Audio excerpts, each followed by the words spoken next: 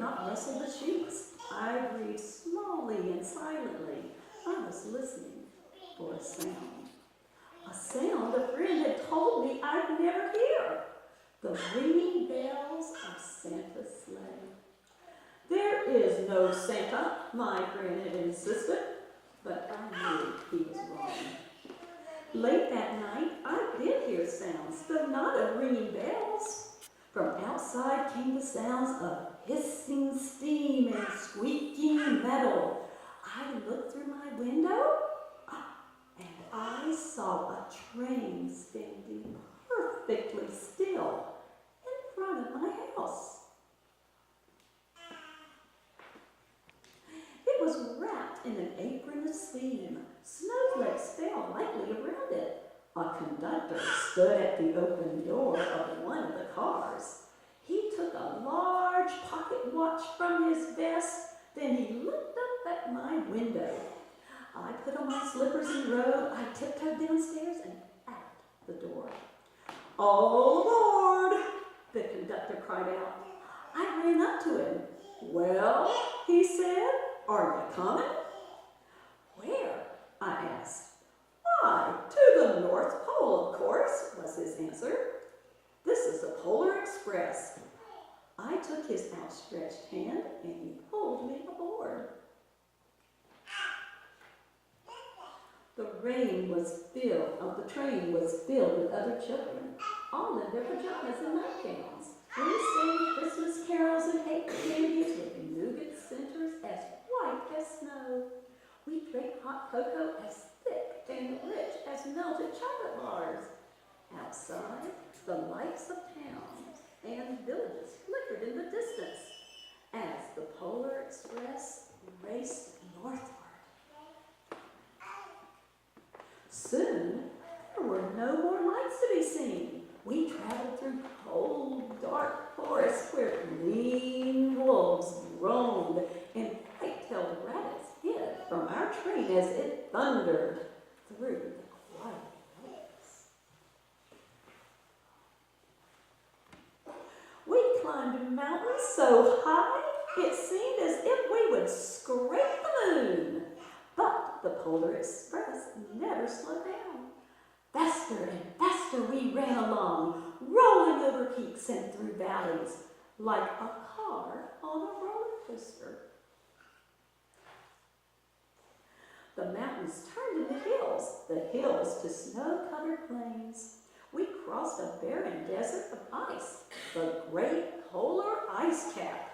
Lights appeared in the distance. They looked like the lights of a strange ocean liner sailing on a frozen sea. "There," said the conductor, "is the North Pole." The North Pole. It was a huge city standing alone at the top of the world, filled with factories where every Christmas toy was made. At first, we saw no elves. "They are gathering at the center of town," the conductor told us. "That is where Santa will give the first gift of Christmas." "Who receives the first gift?" we all asked. The conductor answered, "He will choose one of you." "Look," shouted the children, "the elves!" Outside, we saw hundreds of elves. As our train drew closer to the center of the North Pole, we slowed to a crawl. So crowded were the streets with Santa's helpers. When the Polar Express couldn't go no further, we stopped and the conductor led us outside. We pressed through the crowd to the edge of a large open circle. In front of us stood Santa's sleigh. The reindeer were excited. They pranced and paced, ringing the silver sleigh bells that hung from their harnesses. It was a magical sound, like nothing I'd ever heard. Across the circle, the elves moved apart, and Santa Claus appeared. The elves cheered wildly. He marched over to us and pointing to me, said, Let's have this fella here. He jumped into the sleigh. The conductor handed me up. I sat on Santa's knee. And he asked, "Now, what would you like for Christmas?" I knew that I could have any gift I could imagine. But the thing I wanted most for Christmas was not inside Santa's giant bag. What I wanted more than anything else was one silver bell from Santa's sleigh.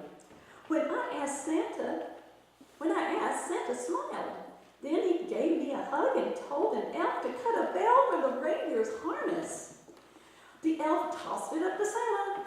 He stood holding the bell high above him and called out, "The first gift of Christmas!" Yay! A clock struck midnight as the elves roared their approval. Santa handed the bell to me and I put it in my bathrobe pocket. The conductor helped me down from the sleigh. Santa shouted out the reindeers' names and cracked his whip. His team charged forward and climbed into the air. Santa circled once above us, then disappeared in the cold, dark polar sky. As soon as we were back inside the Polar Express, the other children asked to see the bell. I reached into my pocket, but the only thing I felt was a hole. I had lost the silver bell from Santa Claus's sleigh. "Let's hurry outside and look for it," one of the children said. But the train gave a sudden lurch and started moving. We were on our way home. It broke my heart to lose the bell. When the train reached my house, I sadly left the other children. I stood at my doorway and waved goodbye. The conductor said something from the moving train, but I couldn't hear him. "What?" I yelled out. He cupped his hands around his mouth. "Merry Christmas!" he shouted. The Polar Express let out a loud blast from its whistle and sped away. On Christmas morning, my little sister Sarah and I opened up our presents. When it looked as if everything had been unwrapped, Sarah found one last small box behind the tree. It had my name on it. Inside, can you guess? What? The silver bell. There was a note. "Found this on the seat of my sleigh. Fix that hole in your pocket. Signed, Mr. C." I shook the bell. It made the most beautiful sound my sister and I had ever heard. But my mother said, "Oh, that's too bad." "Yes," said my father, "it's broken." When I'd shaken the bell, my parents had not heard a sound. At one time, most of my friends could hear the bell, but as years passed, it fell silent for all of them. Even Sarah found one Christmas that she could no longer hear its sound. Though I've grown old, the bell still rings for me as it does for all who truly believe. And you know what? Santa gave me a bell. And you know, mine's broken too. Is it broken? It's not broken? I can't hear a thing. Why do you think you can hear? You believe. The bell still rings. And that's the Polar Express. Now you know what? The little boy in the story, he got a special present from Santa, didn't he? Well, guess what? You're going to get a special present too. And, you know, It took me forever. I called, I sent emails, but I haven't heard back. So I guess my conductor elves, I have to help you out. So, you know, we'll just have to, I guess we'll just have to wait for Christmas Eve for Santa. Because, you know, oh my goodness. Merry Christmas. So, Santa, do you have something special for our little friends? We have bells. Oh my We goodness. got your Christmas bells. Okay, you know what? Because of my wires, do you want to go back and get your bell from Santa? Okay, why don't you go back and get your bell, and then you can go into the room next door and we can do a Christmas craft if you have time.